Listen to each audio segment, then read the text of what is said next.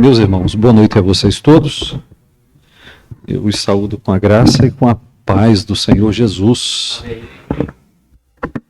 Não podemos deixar de observar, de registrar o primeiro domingo sem máscaras depois da pandemia, né? Louvado seja Deus por isso, sem prejuízo de irmãos que querem manter a máscara, coisa que devem fazer se assim desejarem, não é? De todo modo, quem não acha que há necessidade, fica liberado para não usar a máscara. Eu confesso que hoje, quando eu percebi assim que a maioria dos irmãos estava sem máscara, e eu pude olhar no rosto dos irmãos de uma maneira que não tinha feito, senão há 2 anos atrás, foi uma grata surpresa. Louvado seja Deus por isso. De todo modo, o momento demarca um tempo de livramento, não é verdade, meus irmãos? Um tempo de livramento. Deus é bom. Deus nos preservou a todos através de uma severa pandemia que abateu o mundo inteiro, né? Louvado seja o nome do Senhor por isso. Eu peço aos meus irmãos que fiquemos de pé e abramos a palavra de Deus no livro de Atos dos Apóstolos, capítulo 7. Atos dos Apóstolos, capítulo 7 é o nosso texto. Eu vou falar sobre o capítulo quase todo, mas nós vamos ler somente a partir do versículo 51 até o 53. Atos capítulo 7, versículos 51 a 53. Localize a sua Bíblia, encontre o texto e acompanhe a leitura com reverência. Atos capítulo 7, versículos 51 a 53, o texto sagrado diz assim: homens de dura cerviz, incircuncisos de coração e de ouvidos, vós sempre resistis ao Espírito Santo, assim como fizeram vossos pais, também vós o fazeis. Qual dos profetas vossos pais não perseguiram? Eles mataram os que anteriormente anunciavam a vinda do justo, do qual vós agora vos tornastes traidores e assassinos. Vós que recebestes a lei por ministério de anjos e não aguardastes.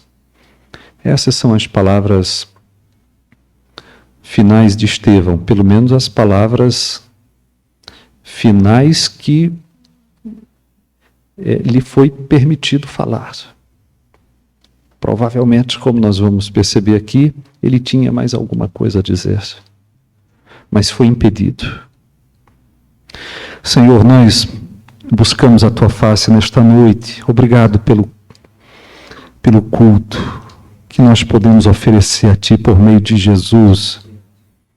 Tu nos fizestes, de fato, uma nação de sacerdotes. Um povo de propriedade exclusiva do Senhor, uma nação santa, um povo comprado pelo sangue de Jesus Cristo. E, sim, Senhor, um povo recriado, feito para o louvor da Tua glória, feito para oferecer sacrifícios agradáveis de louvor a Ti.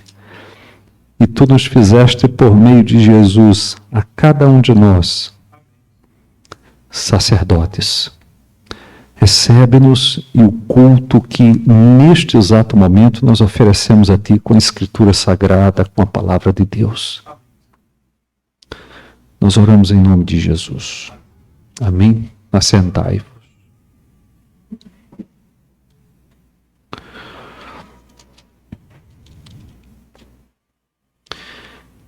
Talvez você vai precisar voltar um pouco as páginas da sua Bíblia, até Atos capítulo 6, início do capítulo 7. Eu chamo os meus irmãos para acompanharem essa exposição, conferindo na Escritura tudo quanto será dito. E eu já começo relembrando aos meus irmãos que Estevão foi um dos 7 homens escolhidos para o ministério das mesas. Isso está em Atos capítulo 6, especialmente o versículo 5, onde lá se diz que Estevão era um homem cheio de fé e do Espírito Santo. Me acompanhe. E no versículo 8 de Atos capítulo 6, Lucas também diz ali que Estevão era um homem cheio de graça e de poder. Então, seu caráter e seus feitos já foram por nós apreciados em momento anterior, como também a sabedoria irresistível da sua argumentação. Isso é dito no capítulo 6, versículo 10. Não podiam resistir à sabedoria e ao espírito com que Estevão apresentava o Evangelho. E foi precisamente por essa sabedoria que os opositores de Estevão perderam a paciência com ele e apelaram para calúnias, para agitação popular e, por fim, para a violência. Eles o arrebataram, o levaram ao sinédrio, perante cujos membros o acusaram, segundo o versículo 13 do capítulo 6, de falar contra o lugar santo e contra a lei, falar contra o templo e falar contra a lei de Moisés. Segundo o capítulo 6, versículo 14, Estevão também foi acusado de ter dito que Jesus, o Nazareno, destruirá este lugar e os costumes que Moisés nos deu. Eu estou em Atos capítulo 6, versículo 14. Em nosso texto, e agora eu estou me referindo a Atos capítulo 7, Estevão oferece a sua defesa.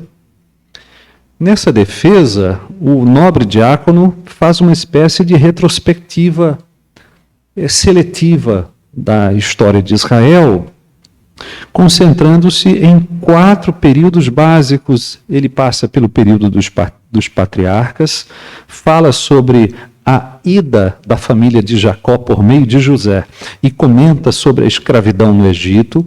Depois ele fala da libertação dessa escravidão no Egito e da peregrinação do deserto até a entrada em Canaã. E, por fim, ele termina com a monarquia, falando de Davi e Salomão. Em cada um desses períodos históricos, um personagem recebe do nobre diácono uma atenção especial, um destaque especial, de modo que Estevão se dedica em sua retrospectiva, concentrando-se em Abraão, depois em José, depois em Moisés e depois de passagem por Davi até chegar a Salomão. E no fim das contas, o homem acusado se torna um acusador. Ele volta contra os acusadores aquilo que estava pesando contra ele. Agora, se bem observada, a defesa de Estevão é sua defesa pessoal, né? É sua defesa pessoal, sem dúvida. Versículo 15 do capítulo 6 termina com aquele destaque especial a uma espécie de resplandecência que surgiu do rosto do diácono, pelo menos é assim que entendo esta passagem que diz que os membros do Sinédrio viram em Estevão um rosto de anjo, né? Um rosto de anjo. E a partir do capítulo 7, versículo 1, ele tem a oportunidade de apresentar uma defesa que, claro, pretende dizer que as acusações que pesam contra ele não são justas. Então, sim, há também uma defesa pessoal, mas não só. Não é que apenas Estevão nega implicitamente que falou contra a lei, não é apenas que ele justifica sua posição contrária a uma adoração centrada no templo de Jerusalém naquele ponto da história da salvação. A defesa de Estevão é mais do que uma defesa pessoal, é de fato uma defesa da fé cristã. É uma peça de apologia, É uma apologia do cristianismo à luz da história de Israel. É uma espécie de preparação para nós entendermos a razão do cristianismo primitivo haver se separado de Jerusalém e haver se divorciado do templo. E é isso que Lucas vai narrar. Você pode perceber que a partir desta perseguição, cujo eixo central é exatamente o martírio de Estevão, a igreja vai se dispersar no mundo conhecido e o eixo missionário deixa de ser Jerusalém e se torna a igreja de Antioquia, a igreja que vai enviar o apóstolo Paulo em 3 grandes viagens missionárias. Então, o que nós temos aqui é basicamente uma espécie de preparação. Nós vamos entender por que o cristianismo vai se divorciando gradativamente a ponto de deixar de ser o centro do cristianismo primitivo do primeiro século. De algum modo, Estevão está antecipando, como um homem que enxerga muito mais além, o que a história reservava para a igreja de Jesus Cristo.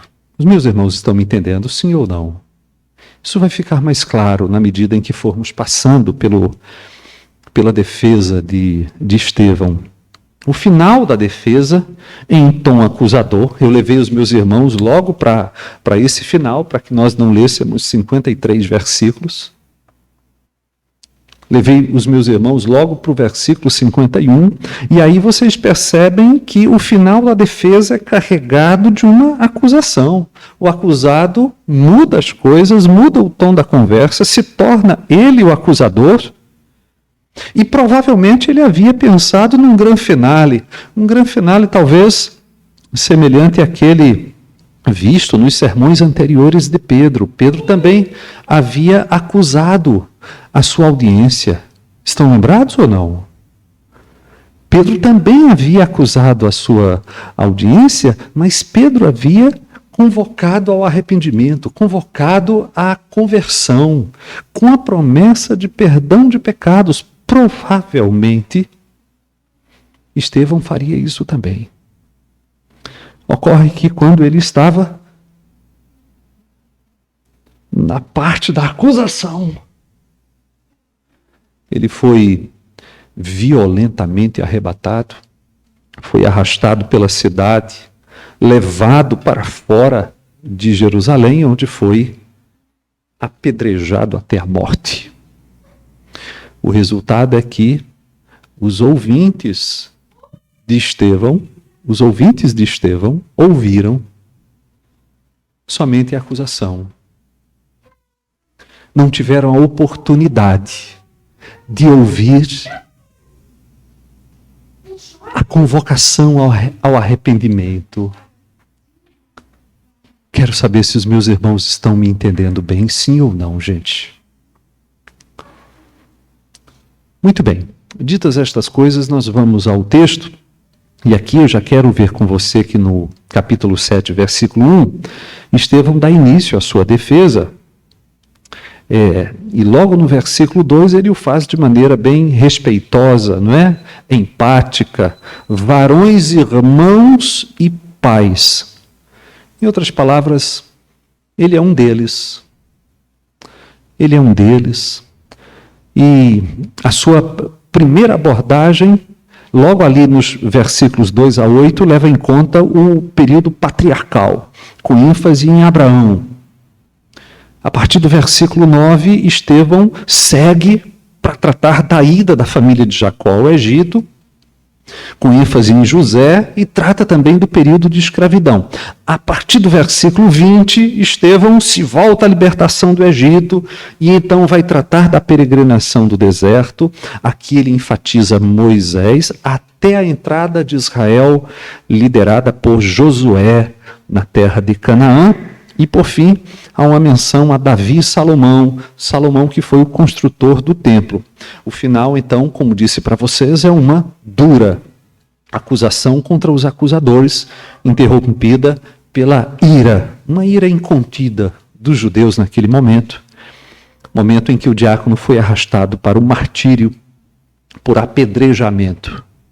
Muito bem, eu quero ir com vocês ao texto nesse momento, e o primeiro período, destacado por Estevão, está ali nos versículos 2 a 8.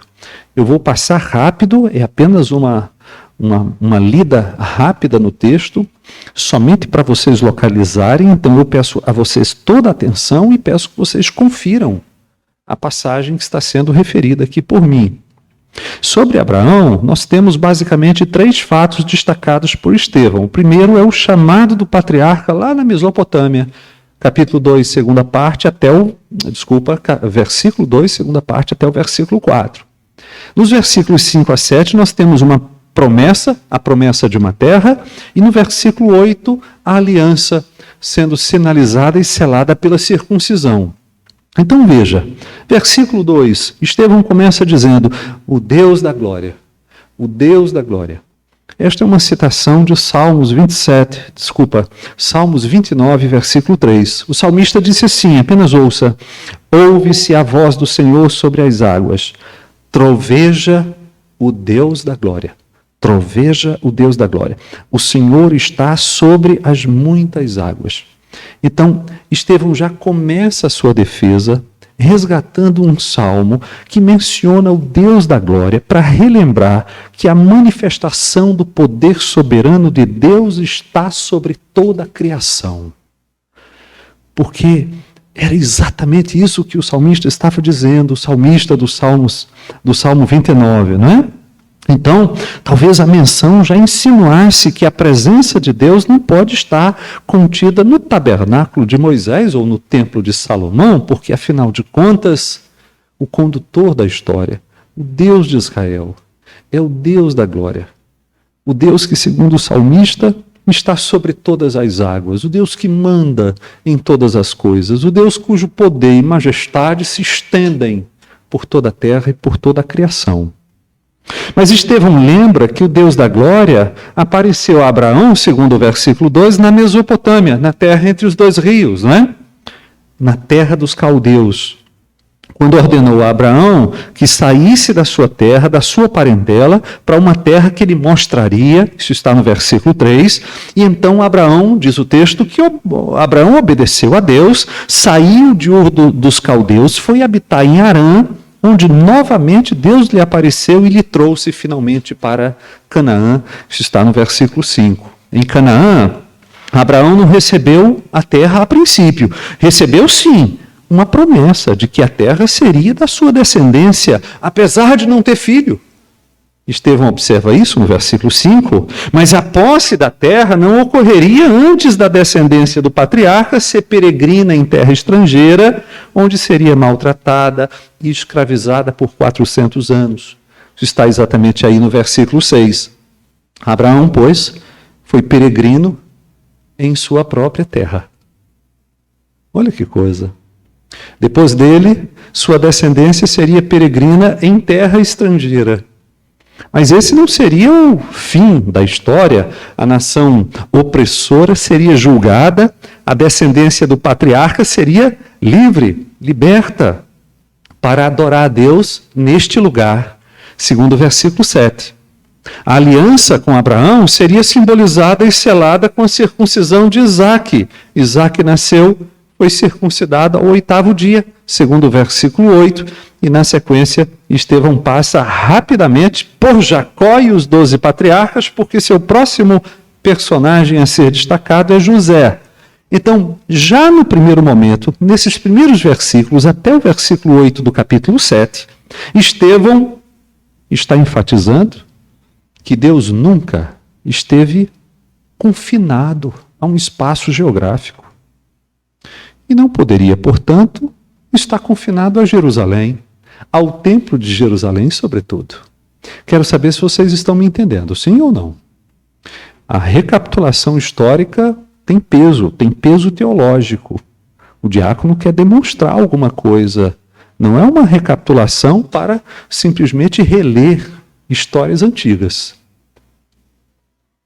Na sequência, a partir do versículo 9 até o versículo 19 agora, Estevão se voltou ao período da escravidão, destacando a ida de José e depois dele a ida de Jacó e toda a família de Jacó e a ocorrência do crescimento prometido por Deus em solo estrangeiro, exatamente no seio de uma nação opressora.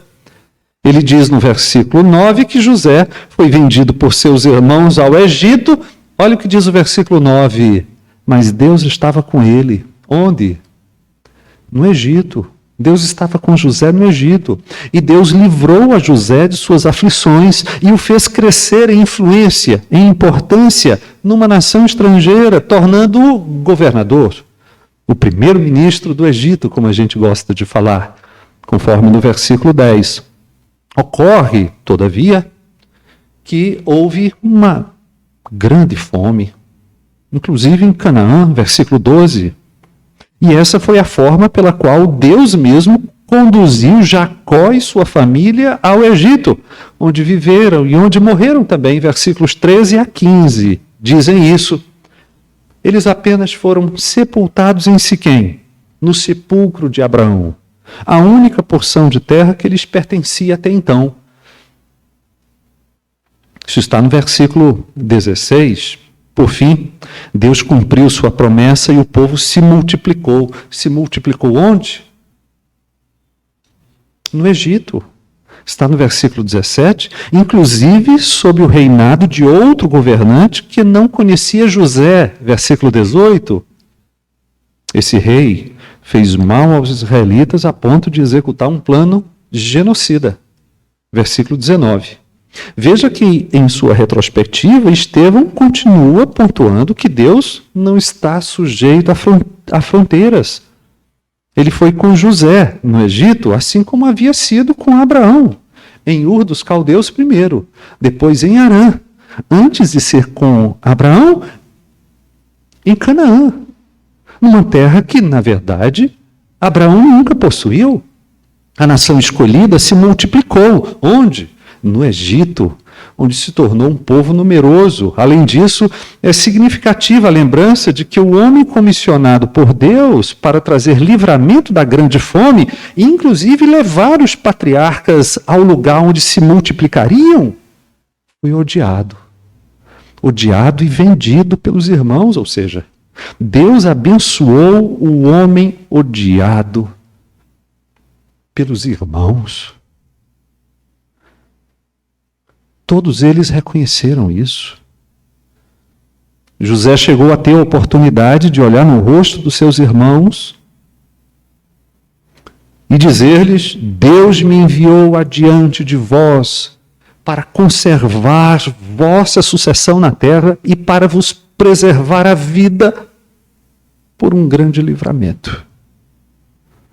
Veja que Estevão está relembrando uma situação em que o homem escolhido para ser libertador foi precisamente aquele que foi odiado por seus irmãos. E aqui então o diácono já deixou preparado o cenário para a recordação do próximo homem importante na história, Moisés. E aí nós temos dos versículos 20 até o versículo 45, esta é a maior porção da defesa de Estevão, toda digamos, uma retrospectiva histórica centrada em Moisés. Esta, sem dúvida, é a maior parte da defesa de Estevão, a parte que se concentra em Moisés, e esta maior concentração na defesa, com ênfase em Moisés, ela tem uma razão de ser, isso não é por acaso. A primeira razão é que Estevão tinha sido acusado de agir contra Moisés, contra a lei de Moisés. Então, Moisés vai ocupar grande parte da sua defesa e, além disso, a libertação liderada por Moisés é, sem dúvida, o evento mais marcante da história de Israel, simbólico da salvação do nosso grande Deus em Jesus Cristo. Então, a retrospectiva da história de Moisés é apresentada, longamente apresentada, e apresentada em 3 períodos de 40 anos. Moisés no Egito, Moisés em Midian e depois Moisés no deserto. Estão me acompanhando? Sim ou não? Eu estou no versículo 20.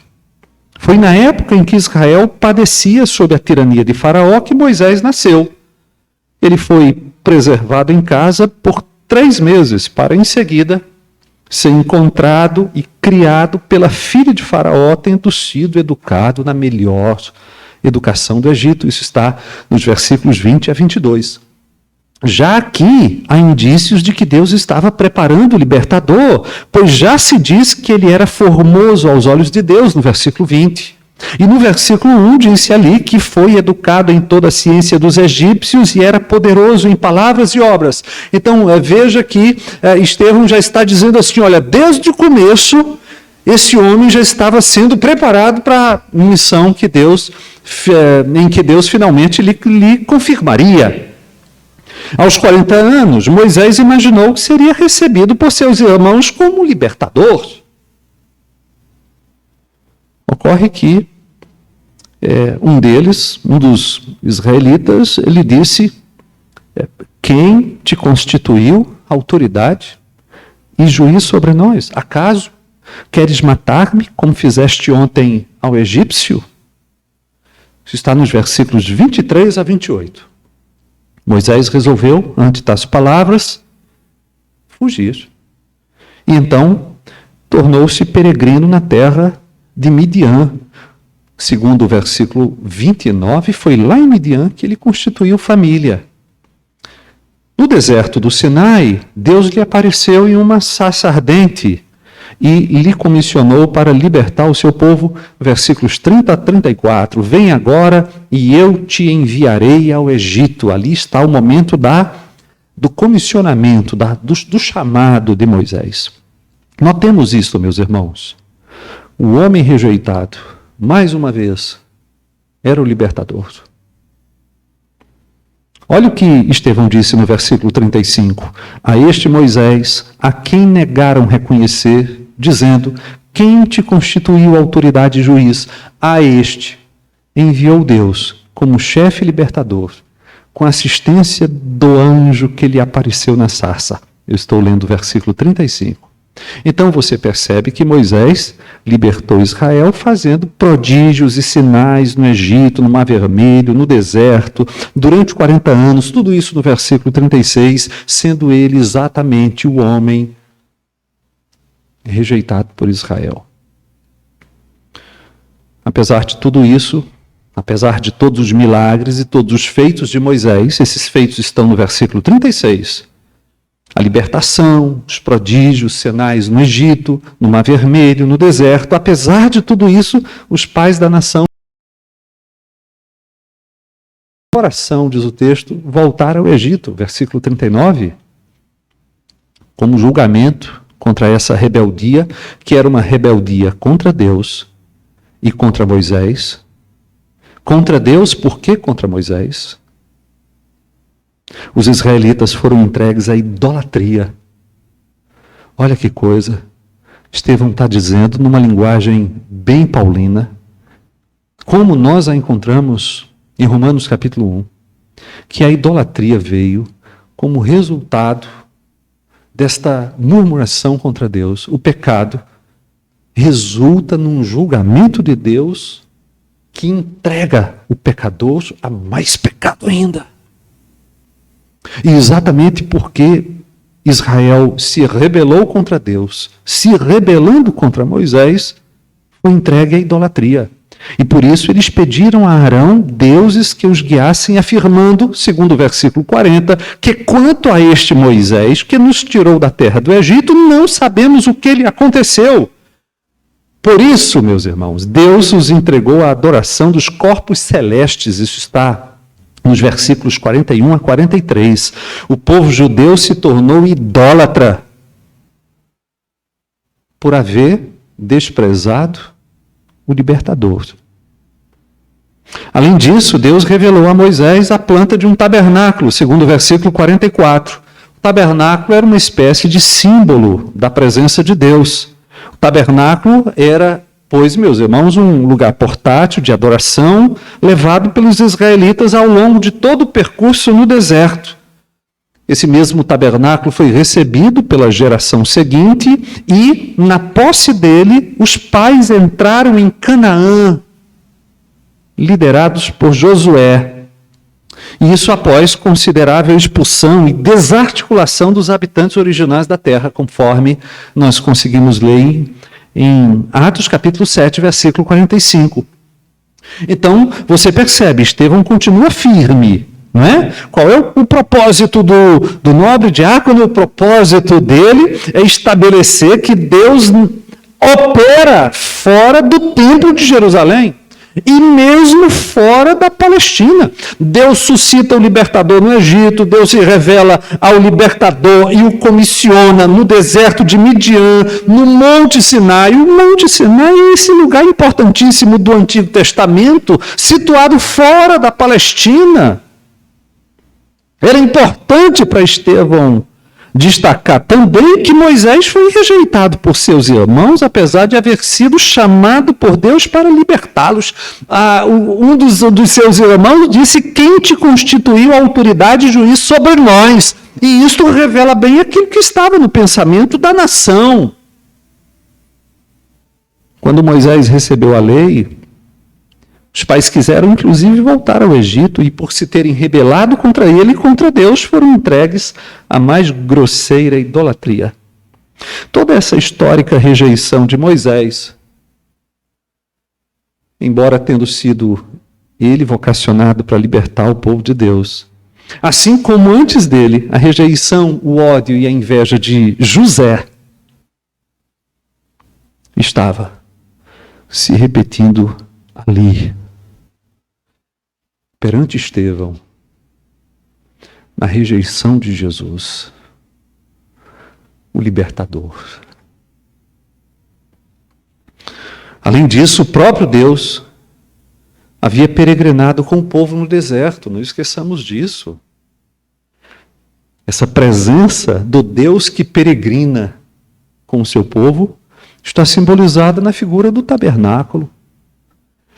E Deus só veio a estabelecer um lugar fixo de adoração muito tempo depois de Josué liderar a entrada do povo em Canaã, conforme se vê no versículo 45 ainda. Então, essa retrospectiva tem uma razão de ser. Vocês estão percebendo isso, sim ou não? Sim ou não, gente? Bom, a partir do versículo 46 até o versículo 50, nós temos o último período coberto por Estevão em sua defesa. A adoração permaneceu em lugar móvel e assim esteve até os tempos de Davi e Salomão. Em outras palavras, muitos séculos se passaram desde Josué até que finalmente, segundo o versículo 47, Salomão viesse a edificar uma casa para Deus, né? Vai me acompanhando, por favor. Mas por que Salomão edificou uma casa para Deus? Isso aconteceu porque, segundo o versículo 46, Davi suplicou a Deus achar, prover, abre aspas para Estevão, morada para o Deus de Jacó. Foi assim que aconteceu.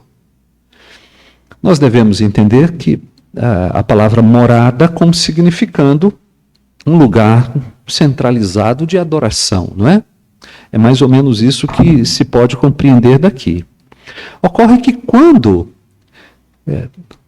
Davi comunicou ao profeta Natã o seu plano, a princípio Natã, bem amigão do rei, disse: é isso mesmo, faz. Só que Deus disse: não. Você volta para Davi, você vai dizer outras coisas aqui para Davi. E na resposta de Natã a Davi, o profeta deixa claro que Deus jamais pediu uma casa para a sua moradia. Vai lá e diz assim para Davi: eu pedi uma casa. Não, Deus não tinha pedido uma casa. Foi Davi que havia suplicado achar uma morada para o Deus de Jacó. Mas, apesar de não ter pedido, Deus ainda assim consentiu, embora dizendo que não Davi, mas o filho de Davi, Salomão, é que construiria a casa para Deus. Ocorre, meus irmãos, que os israelitas deveriam ter sabido que Deus não habita em casas feitas por mãos, o quê? Humanas. Está no versículo 48, né? E nesse ponto Estevão lembra Isaías capítulo 66, versículos 1 e 2. O céu é o meu trono e a terra o estrado dos meus pés. Que casa me edificareis, diz o Senhor? Ou qual é o lugar do meu repouso? Não foi, porventura, a minha mão que fez todas as coisas? Como é que o Criador de todas as coisas pode ser contido em um único lugar?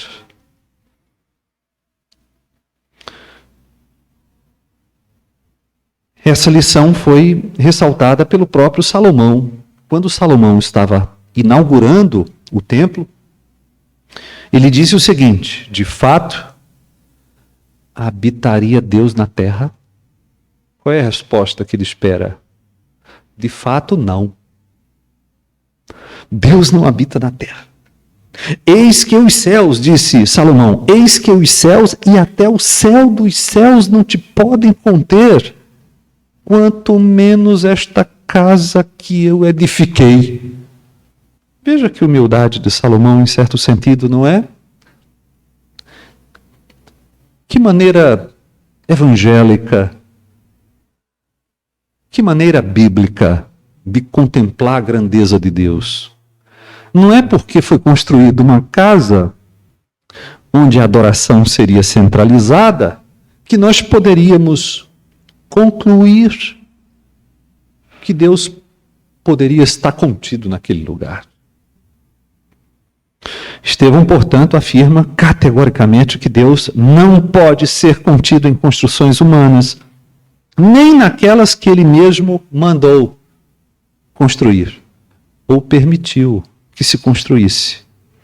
Como é o caso do tabernáculo de Moisés, no primeiro ponto, e do templo de Salomão, no segundo. A ideia da majestade de Deus é evocada no versículo 48, através do título Altíssimo. O título Altíssimo evoca a noção de transcendência, de impossibilidade da majestade soberana de Deus caber em um lugar específico, construído por mãos humanas. Por isso mesmo, o templo de Salomão jamais deveria ter sido concebido como algo inerentemente sagrado, ou literalmente, como a casa de Deus.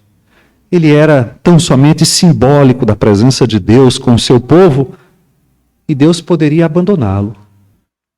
O templo poderia ser destruído. E o foi.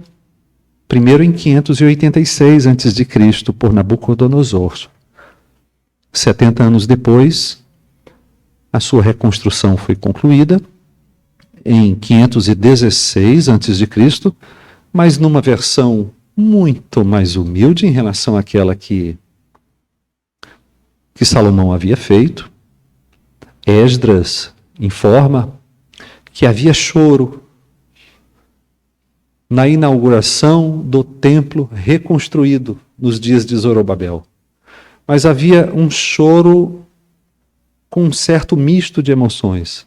Alguns que nunca tinham visto o templo de Salomão choravam de alegria. Os que tinham idade suficiente para terem visto o templo de Salomão destruído há 70 anos atrás, choravam de tristeza.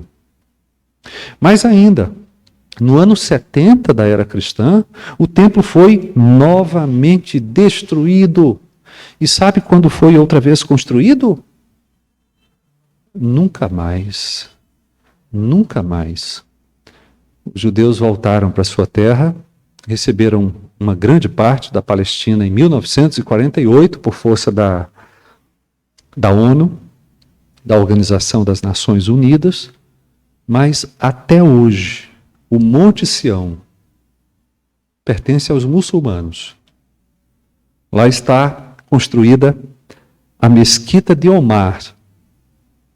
Então, como símbolo da presença de Deus, o templo tipificava a encarnação do Verbo entre nós, o Verbo que tabernaculou entre nós.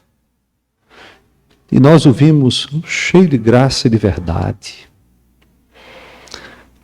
O templo prefigurava o fato de que em Jesus nós nos tornaríamos o templo da habitação de Deus no Espírito. Muito bem, nesse ponto, e eu estou no versículo 51 já. Foi rápido, né? Versículo 51. É nesse ponto que Estevão, o acusado, se torna o acusador. Homens de dura cerviz, lembra um tratamento que é dado a bois e cavalos. Animais que não se curvam. Animais resistentes. Homens de dura cerviz. Incircuncisos de coração e de ouvidos. Gente cujos coração e ouvidos não são circuncidados. Gente não regenerada. Gente que não ouve a Deus. Gente insensível para a voz de Deus. Vós sempre resistis ao Espírito Santo, disse Estevão aos seus acusadores. E no versículo 51, Estevão continua como que a dizer, e a história está apenas se repetindo. Assim como fizeram vossos pais, também vós o fazeis. Eles mataram todos os profetas que anunciavam a vinda de Jesus. Aquele do qual vós agora vos torneis traidores e assassinos. Vós que recebestes a lei por ministério de anjos e não aguardastes. Como se recebe a lei por ministério de anjos e não... E ela não é guardada. Mas quase podemos ouvir Estevão redirecionando as acusações, né? Mas agora sob a perspectiva da história da nação. Estevão estava dizendo, em outras palavras, eu não sou o culpado. Vocês o são. Vocês são culpados de distorcer o sentido e a razão de ser do templo. Não sou eu que falo contra o templo.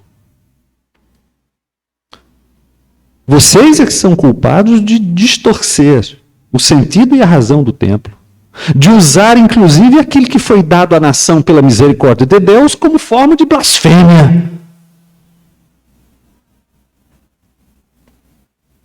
Como que vocês estivessem abreviando as atividades e a presença do Senhor da Glória a um único lugar, vendo-o como retido em um lugar que foi construído por mãos humanas. É bom lembrar que naquele momento o templo ainda estava em processo de reforma. Herodes havia iniciado esse processo de reforma quando Jesus estava iniciando o seu ministério no ano 27. O processo de reforma havia começado há 46 anos. Alguns poucos anos depois, esta reforma ainda estava em andamento. Ela só terminou 20 anos depois daquele momento, do texto de João 2. Então, no ano 47, 23 anos antes de ser destruído. Então não é ele, Estevão, mas seus acusadores é que eram culpados de contrariar Moisés.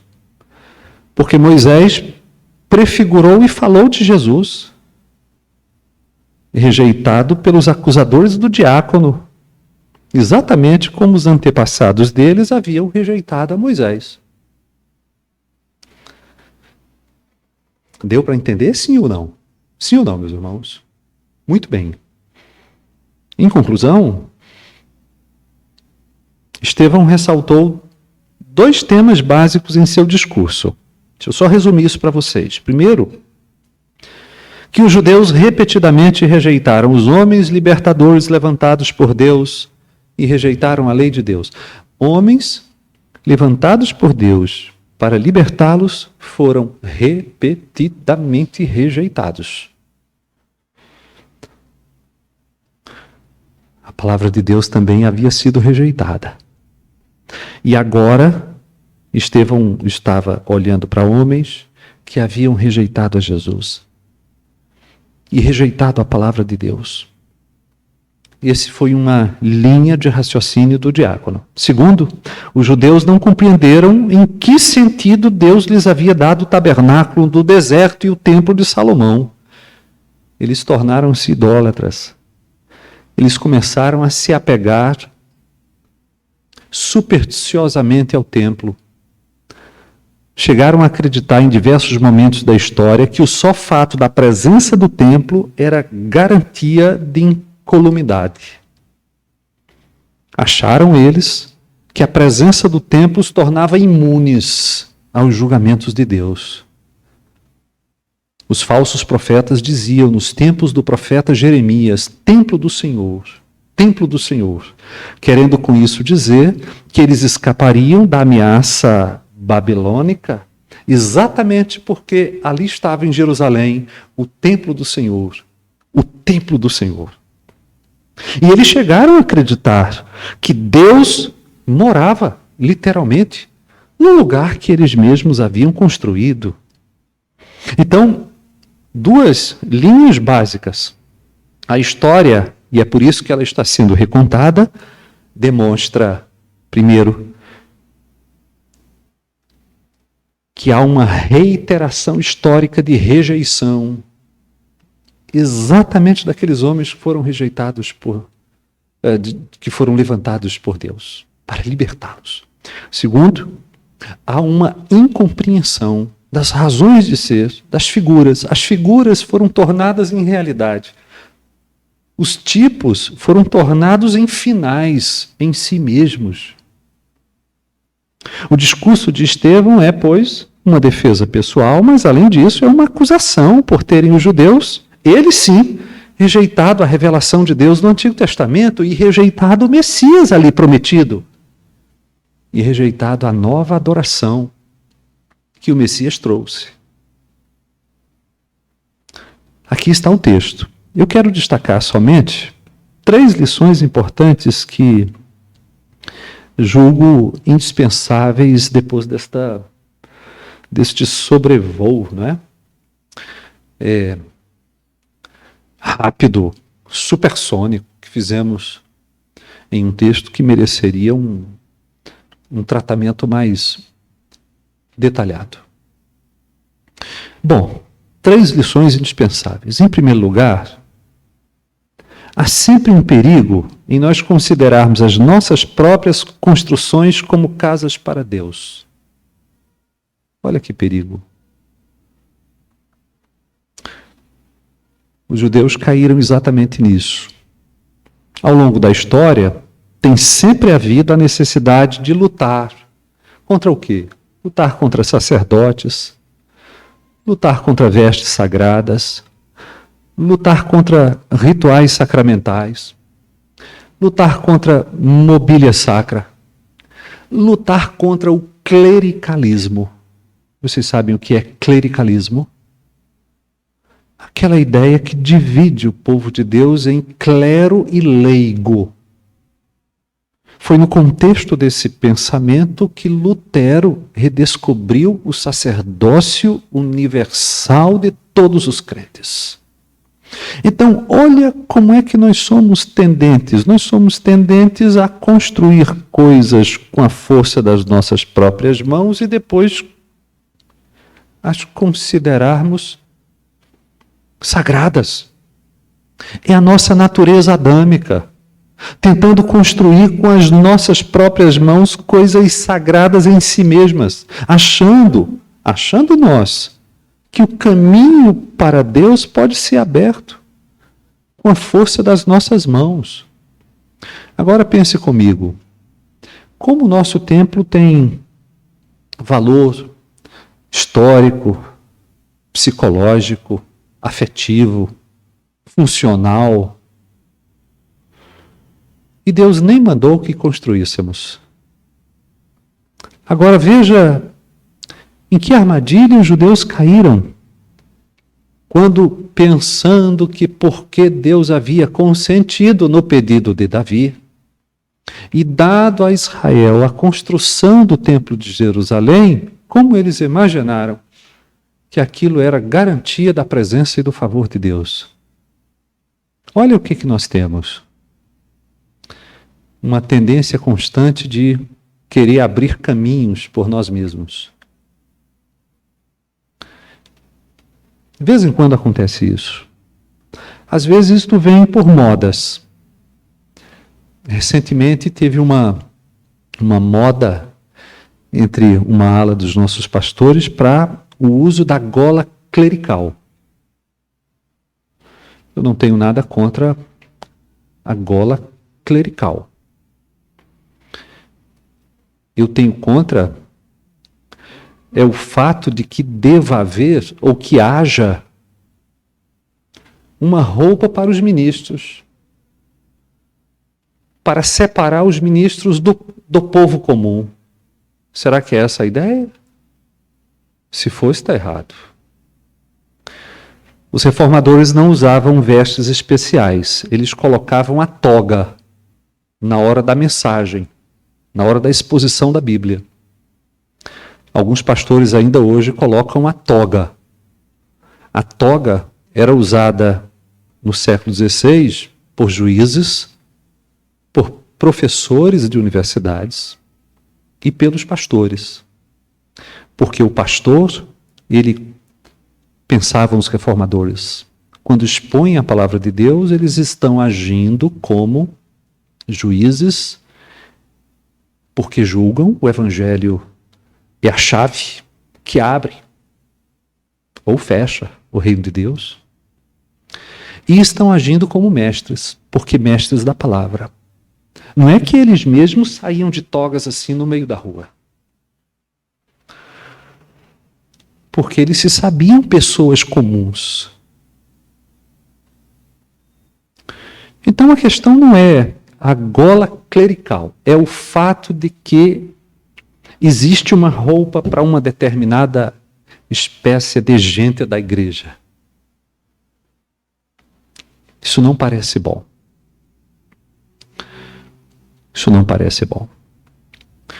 Usos de termos como reverendo,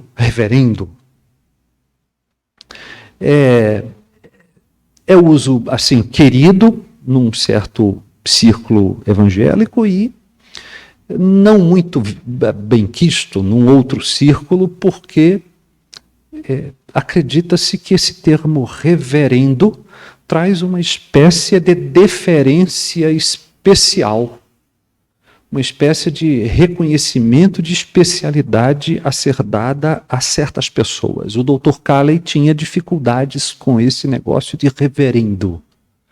Eu não tenho tanta dificuldade assim. Eu acho que é só uma forma respeitosa de tratar o pastor. Somente isso.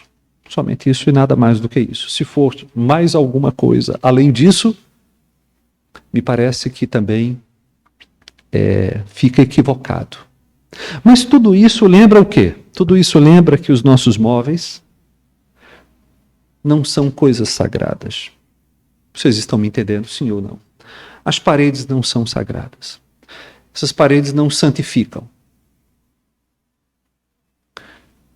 Elas não fazem nem bem nem mal. Elas são paredes.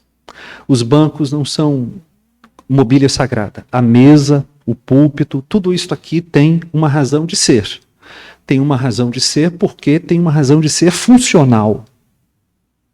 É importante que a igreja tenha o seu lugar de culto. Se não tivéssemos o nosso lugar de culto, algum irmão precisaria ceder um espaço da sua casa para hospedar a igreja várias vezes por semana. E eu não sei quantos irmãos aguentariam isso por muito tempo. Não que não sejamos dados à hospitalidade, né? Então, não, tem uma razão de ser. E depois é importante para nós a gente pensar assim, né? Esse lugar foi um lugar que nós dedicamos ao serviço a Deus. É importante isso? É importante. Penso que é.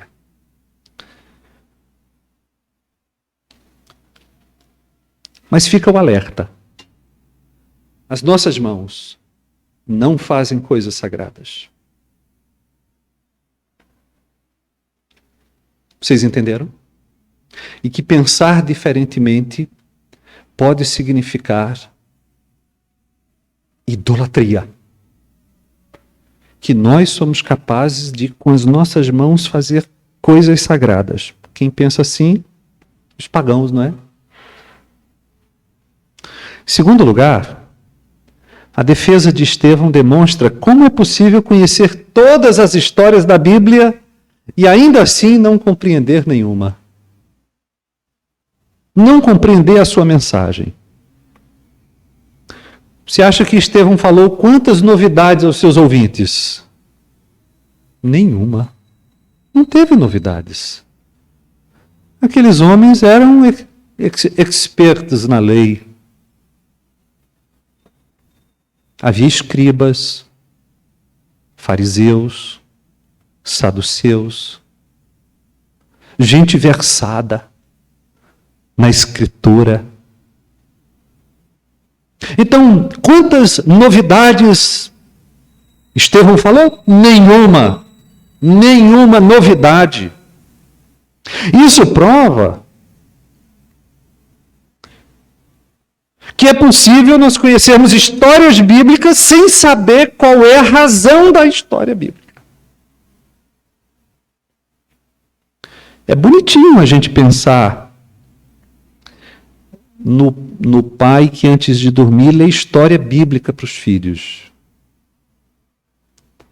Mas se isto não for acompanhado de uma reflexão sobre o sentido das passagens, é tão bonitinho, mas somente tão bonitinho, quanto um outro pai, também dedicado, lendo histórias infantis para os filhos antes de dormir. Lê a história dos 3 porquinhos. Olha que perigo! Nós podemos conhecer as histórias da Bíblia e não saber da sua mensagem, não conhecer o seu significado, não saber o seu sentido, não saber a que apontam as Escrituras.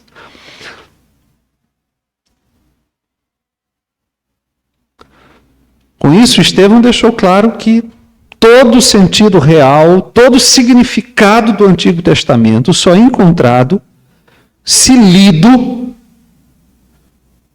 através das lentes chamadas Jesus Cristo. Se você retirar Jesus Cristo das Escrituras, você vai ler uma porção de histórias, mas elas não vão ter sentido. Foi Jesus mesmo que disse o seguinte: examinai as Escrituras, porque julgais ter nelas a vida eterna, e são elas mesmas que testificam de mim. Mas adiante, no mesmo discurso, ele disse: não penseis que eu vos acusarei perante o Pai. Quem vos acusa é Moisés, em quem tendes firmado a vossa confiança. Porque se de fato cresceis em Moisés, creríeis em mim, porquanto ele escreveu a meu respeito.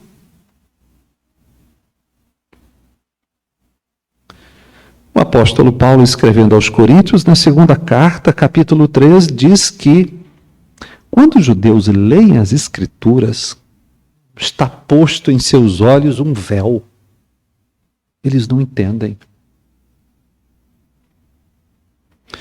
Por quê? Porque o espírito da Escritura é Jesus Cristo. O sentido, a mensagem é Jesus.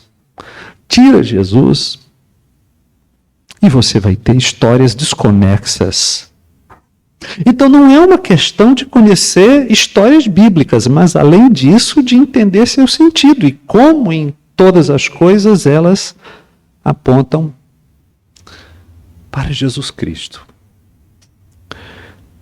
Pastor, qual é o tema da Bíblia? Qual é o tema, meus irmãos? Qual é o tema? O tema da Bíblia é Jesus Cristo. Eu comecei a falar domingo passado e dei continuidade hoje sobre criação de filhos, né? Mas vamos chegar num ponto importante. Quando os judeus serão ordenados a ensinar os seus filhos, a inculcar, não é? Aí você fica pensando que eles vão ser ordenados a inculcar nos filhos, assim, a passagem pelo Mar Vermelho. É uma história. As pragas do Egito, uma outra história. A última praga, a Páscoa, a libertação dos primogênitos de Israel. Tudo isso vai ser ensinado. Mas sabe o que tudo isso significava? Menino, preste atenção. Eu vou dizer para você como é que Deus nos libertou. Vocês estão me entendendo, sim ou não? Como é que Deus nos libertou? Veja, essas histórias todas têm um sentido, têm uma razão de ser. Como é que Deus nos libertou? Deus nos libertou. E aí, etc. Deus levantou um libertador. E mais, preste atenção, hein? Tudo isso é apenas um tipo. Nós ainda estamos esperando o verdadeiro Cordeiro de Deus que tira o pecado do mundo. Vocês estão me entendendo? Então, a história não era contar história por contar história. É uma história que faz sentido e cujo sentido é Jesus Cristo. Em terceiro lugar, para terminar, a defesa precisa de Estevão estabelece que, sabem de uma coisa? Sagrado é Deus, santo é Deus, majestoso é Deus, transcendente é Deus. Lugares santos são aqueles nos quais Deus está. Deus manifesta a sua presença. Nós tiramos as sandálias dos pés no lugar onde Deus está. Moisés tira as sandálias dos pés porque o lugar em que estás é terra santa. A terra santa era o deserto de Midian, era a proximidade do Monte Sinai. Não era Jerusalém, não era o templo, não era o Monte Sião, porque santo é Deus. E onde Deus é invocado, o lugar exige reverência. E mais, não olvidamos que Deus nos fez seu templo, sua morada, um lugar de adoração no Espírito, somos nós. Razão pela qual nossos corpos devem ser consagrados a Ele, porque lhe pertencem. Em síntese, meus irmãos, Estevão nos ensina, a grande questão da vida não é quando e onde nos reunimos para adorar a Deus, mas se somos dele, se o nosso coração pertence a Ele, se somos novas criaturas, se fomos justificados e perdoados dos nossos pecados, se nós vivemos para o inteiro agrado dele, se nós o amamos, se nós o buscamos, se nós o reverenciamos, se nós o servimos. Essa é a grande questão da vida. A questão de vida ou de morte não é se o templo de Jerusalém está de pé ou foi destruído.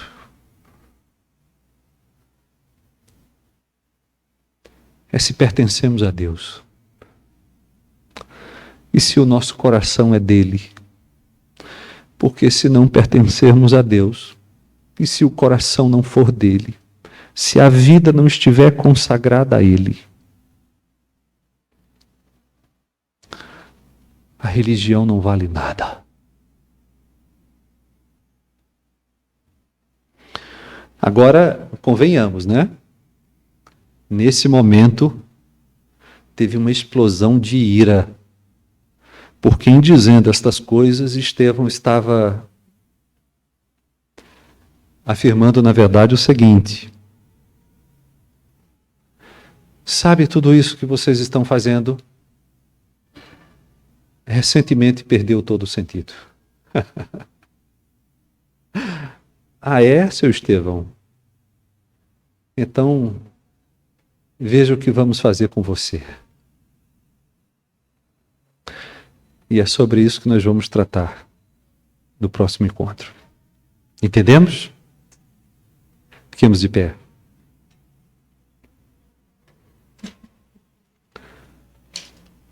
Senhor, nós te buscamos nesta noite. Deus grande, temível, Criador exaltado, Deus da glória,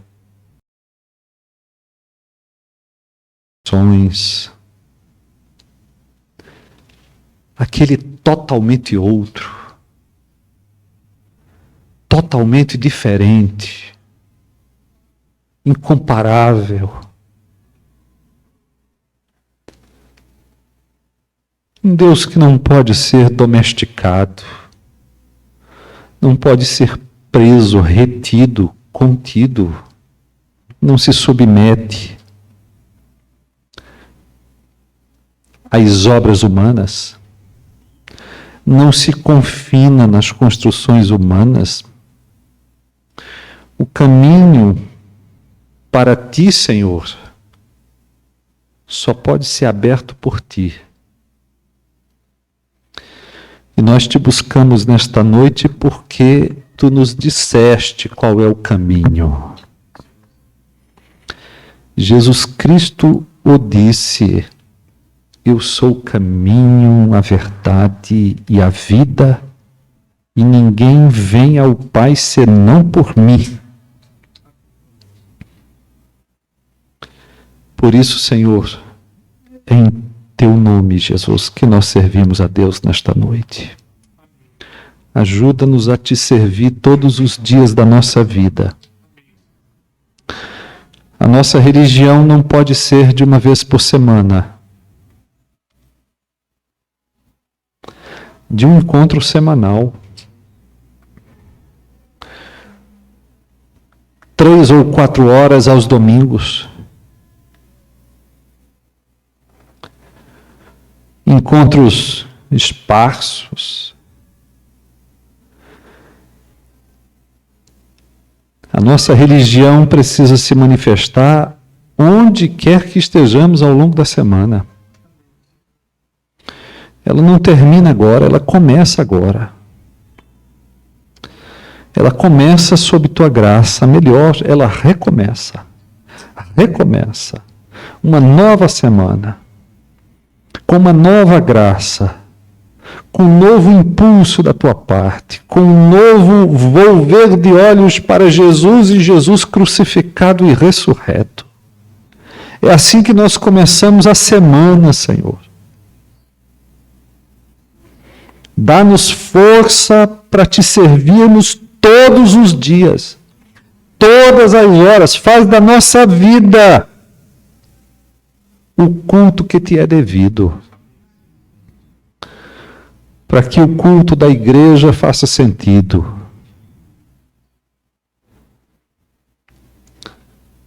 Nós oramos em nome de Jesus. Podeis assentar.